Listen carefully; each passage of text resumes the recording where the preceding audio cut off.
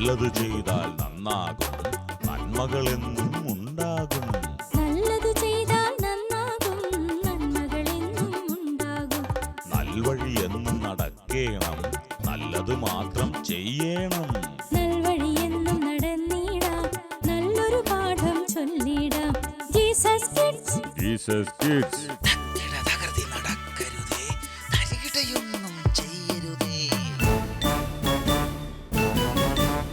സർഗാത്മകതയും സഹൃദയത്വവും സമന്വയിക്കുന്ന വേദി. Welcome to Jesus kids. കഥകൾ കാഴ്ചകളാകുമ്പോൾ കാഴ്ചകൾ പാഠങ്ങളാകുന്നു. ആ കാഴ്ചപ്പാടുമായി കാട്ടിലെ കൂട്ടുകാർ.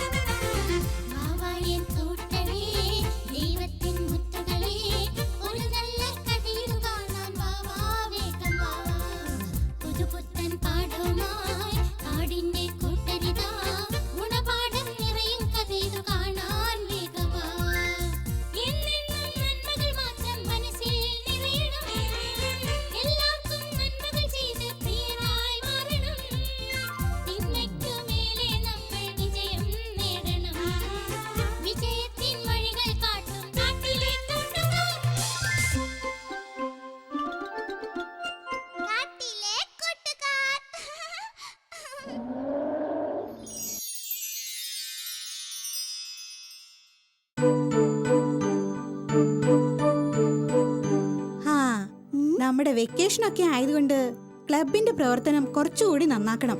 എന്താ നിങ്ങളുടെ അഭിപ്രായം? നമുക്ക് ക്ലബിന്റെ പ്രവർത്തനം കുറച്ചുകൂടി നന്നാക്കണം, വലുതാക്കണം. ഇപ്പൊ പ്രവർത്തിക്കുന്നതൊന്നും പോരെ. പീലി പറഞ്ഞത് ഒരു നല്ല കാര്യാ. നല്ല പ്രവർത്തനം നടത്തി മുന്നോട്ട് പോയാ അത് നമ്മുടെ കാടിന് തന്നെ അഭിമാനമാണ്. പക്ഷേ അതിന് ഫണ്ട് വേണം. എനിക്കിത് അത്ര വലിയ സംഭവമായിട്ടൊന്നും തോന്നുന്നില്ല. എന്ത് പറഞ്ഞാലും അടക്ക് പറയും. ഗംഭീരെ വാ വാ, ഞങ്ങൾ പ്രധാനപ്പെട്ട ഒരു ചർച്ചയിലായിരുന്നു. ഞാൻ അകത്തുനിന്ന് കുറച്ചൊക്കെ കേട്ടു. ക്ലബിന്റെ പ്രവർത്തനങ്ങളെ പറ്റി ചർച്ച ചെയ്യായിരുന്നു. ചർച്ച എന്ന് പറഞ്ഞാൽ എല്ലാവരും പങ്കെടുക്കുന്നതാ ചർച്ച. അത് ശരിയാ. എന്താ പപ്പീസ് ചർച്ചയിൽ പങ്കെടുത്തില്ലേ? പപ്പീസ് ഭയങ്കര വാശിയില്ല ഗംഭീര. കള്ളം പറയരുത്. ആർക്കാ വാശി? ആർക്കാ വാശിയെന്ന്? സമാധാനിക്ക്. നല്ല കാര്യങ്ങളല്ലേ നമ്മൾ നല്ലത് ചർച്ച ഉദ്ദേശിച്ച് ചെയ്യുന്നത്. പറഞ്ഞതായിരുന്നു. ആ ഗംഭീരെ, ക്ലബിന്റെ പ്രവർത്തനം ഊർജിതമാക്കാൻ ഫണ്ട് കൂടിയേ തീരൂ. അത് കണ്ടെത്തണം. അതാ ഉദ്ദേശിച്ചത്. ശരിയാ. എനിക്കൊരു ഐഡിയ ഉണ്ട് കേട്ടോ. ക്ലബിന്റെ ധനശേഖരാർത്ഥം നമുക്കൊരു മാജിക് ഷോ സംഘടിപ്പിച്ചാലോ? അത് നല്ല ഐഡിയ ആണല്ലോ. എന്നിട്ട് വേണം കിട്ടുന്ന പണം കാണാതാകുന്ന മാജിക് നടത്താൻ, അല്ലേ? അതെന്താ പപ്പീസ് അങ്ങനെ പറഞ്ഞത്? പിരിച്ച പണം അടിച്ചു മാറ്റുമെന്ന്. കൂട്ടത്തിലിരുന്നില്ല വചനം പറയരുത് കേട്ടോ. നിങ്ങൾക്ക് പറയാം, എനിക്ക് പറയാൻ പാടില്ല. എന്തിനാ പപ്പീസ് ഇങ്ങനെ വഴക്കിടുന്നത്? എന്നെ എല്ലാവരും കൂടി കളിയാക്കി വഴക്ക് പറഞ്ഞിട്ട് ഇപ്പൊ ഞാനായി കുറ്റക്കാരൻ. എനിക്ക് ദേഷ്യം വരുന്നുണ്ട്. കുറെ നേരം ഞാൻ സഹിക്കണം. പിന്നെ സഹിച്ചില്ലെങ്കിൽ എന്നെ അങ്ങോട്ട് മൂക്കി വലിച്ചു കയറ്റും.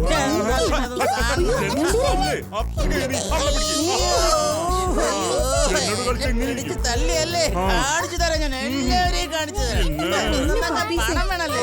5ന്റെ പൈസ ഞാൻ തരില്ല. പിന്നെ നിന്നെ ഒരു പാഠം പഠിപ്പിച്ചിട്ടില്ലെങ്കിൽ എന്നത് ഇങ്ങനെ ഇങ്ങനെ ഇങ്ങനെ വിളിച്ചു.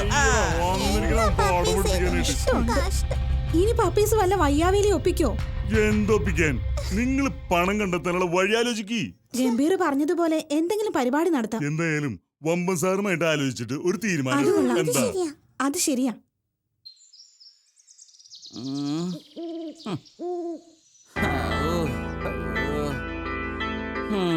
നടന്ന് നടന്ന് മടുത്തു. ആരെയും കാണുന്നുമില്ലല്ലോ. ഇനിയിപ്പോ വഴി തെറ്റിക്കാണോ? എന്തായാലും ഒന്നുകൂടി ഫോൺ വിളിച്ചു നോക്കാം.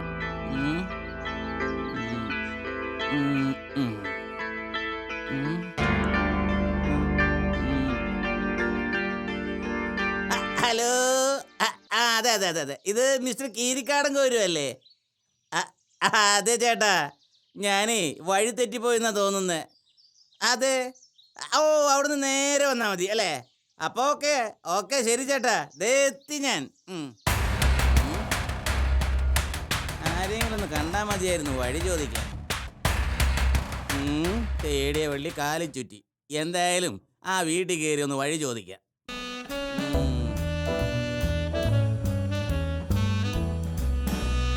ഹലോ ഹലോ, ഇവിടെ ആരും ഇല്ലേ? ഇവിടെ ആരും കാണുന്നില്ലല്ലോ. ഹലോ ഏലട്ടോ, ഹലോ ഏലട്ടോ, ഏലട്ടോ. ഇവരൊക്കെ ഈ വാതിലും തുറന്ന് എവിടെ പോയി കിടക്കുന്നു? പുറത്തെവിടെയാണ്?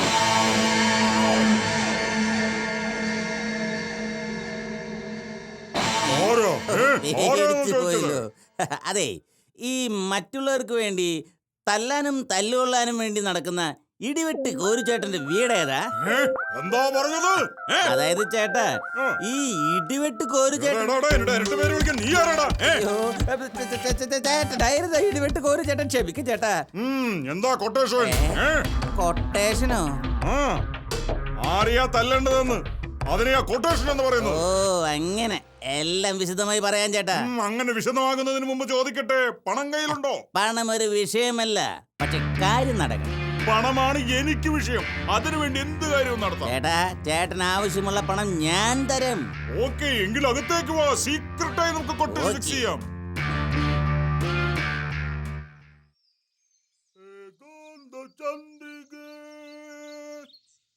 കേഴുന്നതെന്തിനോ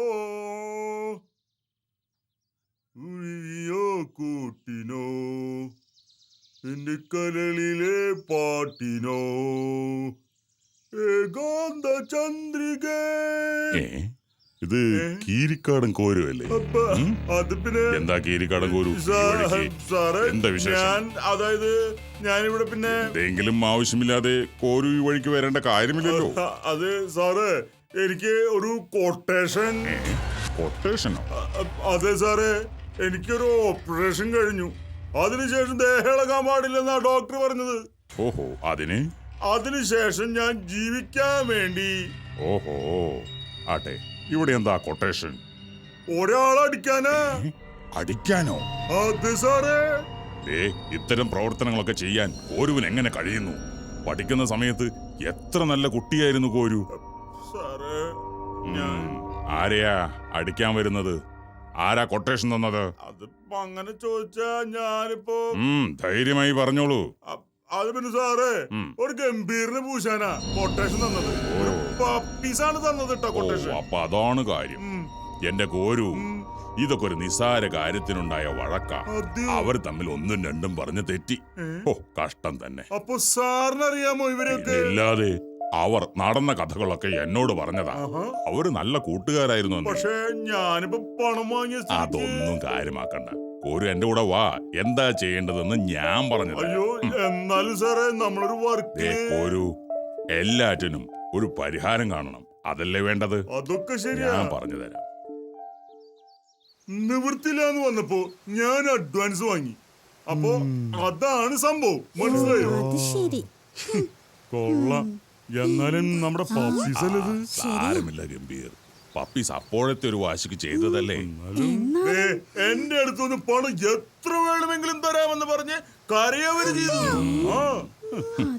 ഈ പണം അവൻ ക്ലബിന് വേണ്ടി ചെലവാക്കിയിരുന്നെങ്കിലോ? ഒരു ഞാൻ പറഞ്ഞതെല്ലാം ഓർമ്മയുണ്ടല്ലോ? ഉണ്ടല്ലോ സാറ്, ഞാനൊരു കൊട്ടേഷൻകാരനൊന്നുമല്ലേ. ജീവിക്കാൻ വേറെ വഴിയില്ലാത്തത് കൊണ്ടാ. എനിക്കും നിങ്ങളെ പോലെ നല്ല രീതിയിൽ ജീവിക്കണമെന്നൊക്കെ ഉണ്ടെന്നേ. ഓക്കെ, ഗംഭീർ, ഞാൻ ചെയ്യാൻ പറഞ്ഞ കാര്യം ഗംഭീർ കൃത്യമായി ചെയ്യണം. തീർച്ചയായിട്ടും ചെയ്യാം. കോരുവാ, നമുക്ക് പോകാം. ശരി സാറേ.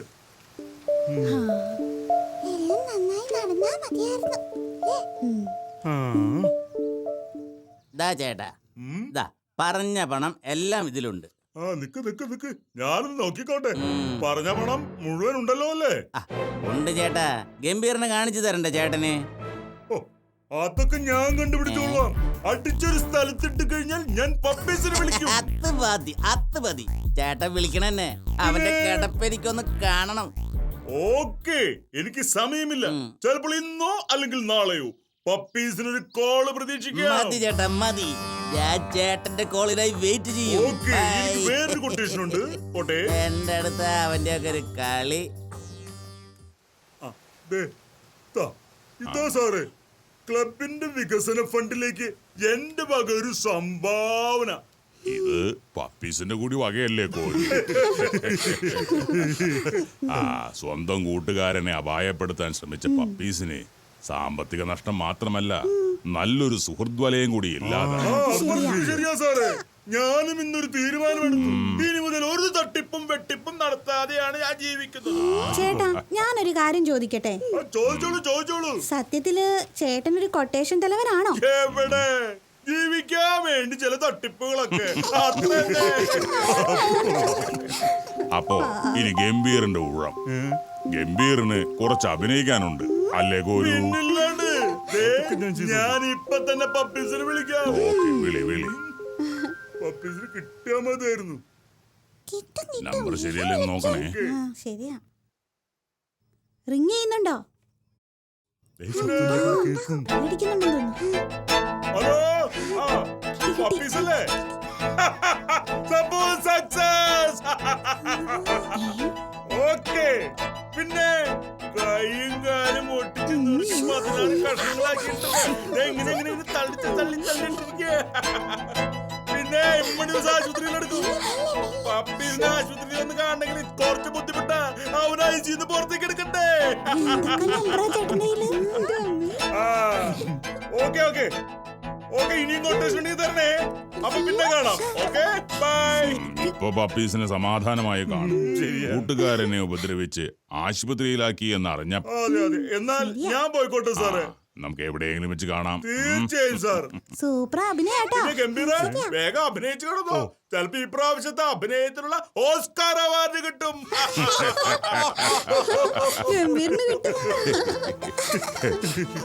അങ്ങനെ നല്ലൊരു തുക പപ്പീസിന്റെ കയ്യിൽ നിന്നും നമുക്ക് കിട്ടി. പക്ഷേ പപ്പീസ് ചെയ്ത പ്രവൃത്തിയോ അത് വളരെ മോശമായി പോയി. ശരിയല്ലേ മക്കളെ? നമുക്ക് മറ്റുള്ളവരെ ഉപദ്രവിക്കാതെ മനസ്സ് വേദനിപ്പിക്കാതെ ജീവിക്കാൻ കഴിഞ്ഞാൽ അതായിരിക്കും യഥാർത്ഥ ജീവിതം. നമ്മുടെ ദേഷ്യം അത് ദൈവത്തിന് വിട്ടുകൊടുത്താൽ നമുക്ക് ആശ്വാസമാകും. ജീവിത വിജയത്തിന് അത് കാരണമാകും. അതുകൊണ്ട് നമുക്കിനി ഗംഭീരനെ രോഗിയാക്കാം.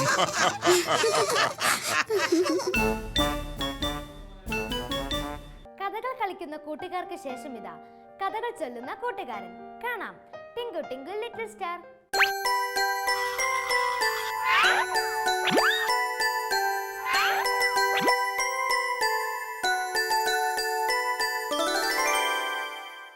ഹായ് കൂട്ടുകാരെ. ഹായ് ടിങ്കു.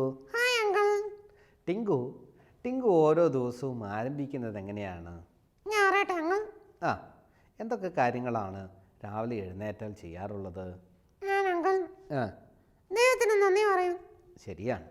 കഴിഞ്ഞ ദിവസം കാത്തു പരിപാലിച്ച ദൈവത്തിന് നന്ദി പറയും. നല്ല സ്വഭാവമാണ്. പിന്നെന്താ ചെയ്യുക?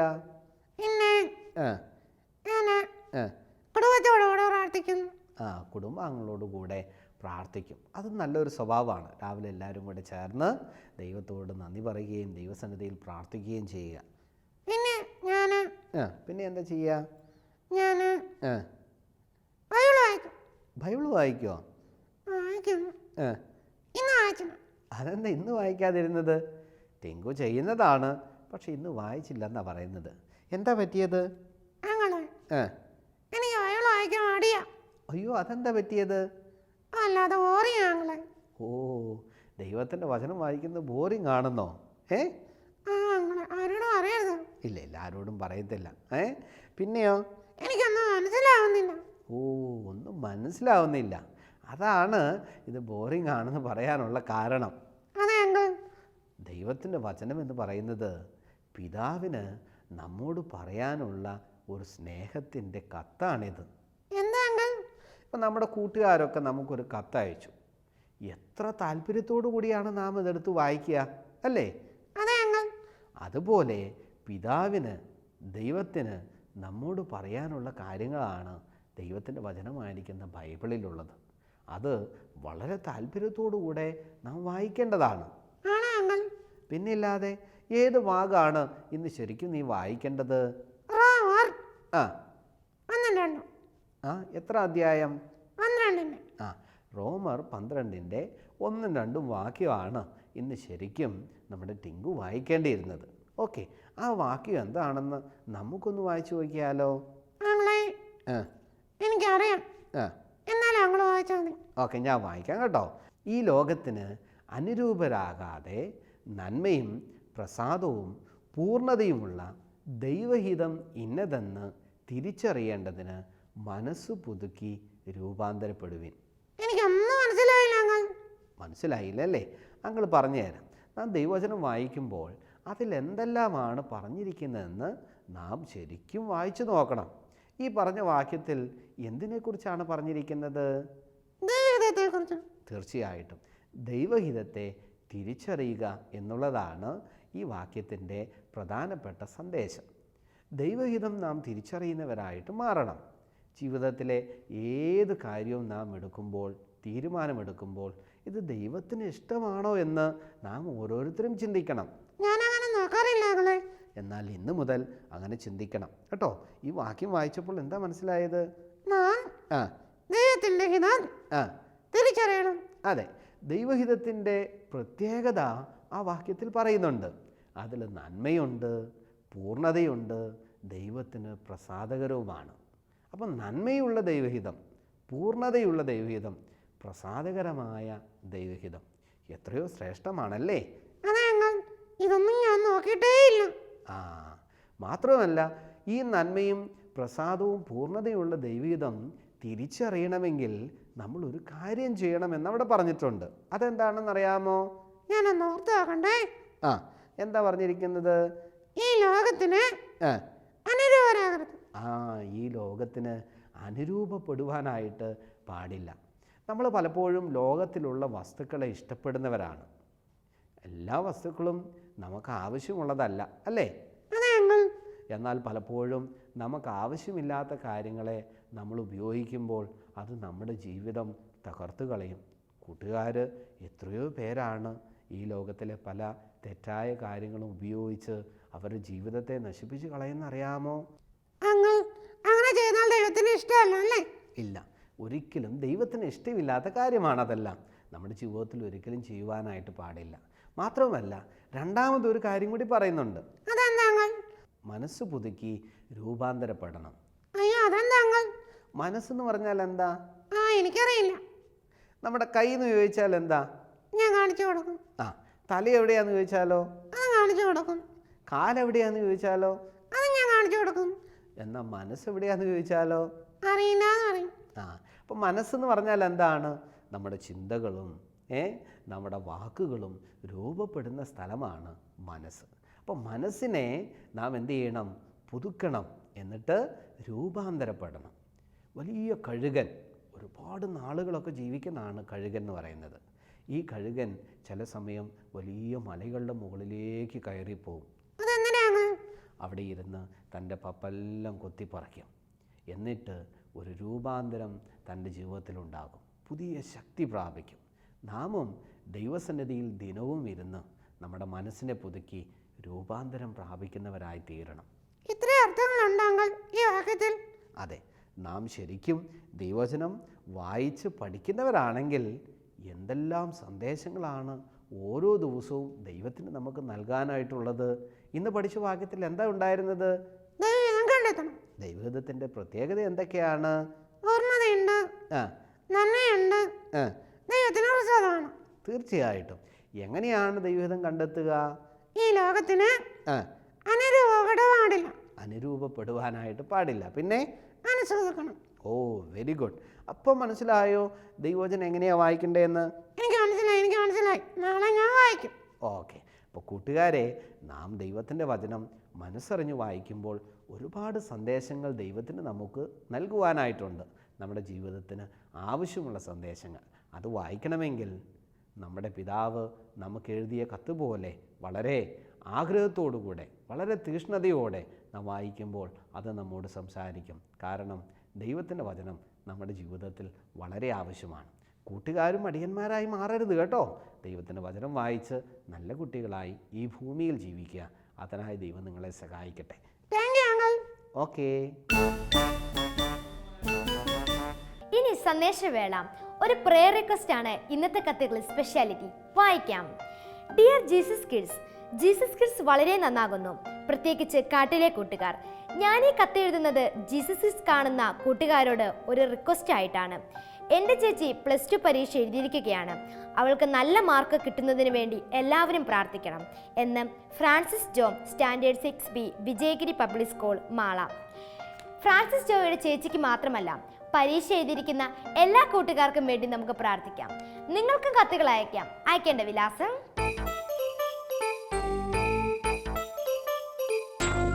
ഞങ്ങളുടെ വിലാസം: the producer, Jesus Kids, Shalom TV, Peruvannamuzhi PO, Kozhikode. Pin code 673528. വീണ്ടും സന്ധിക്കും വരെ പ്രാർത്ഥനയിലോർക്കാം. Bye bye.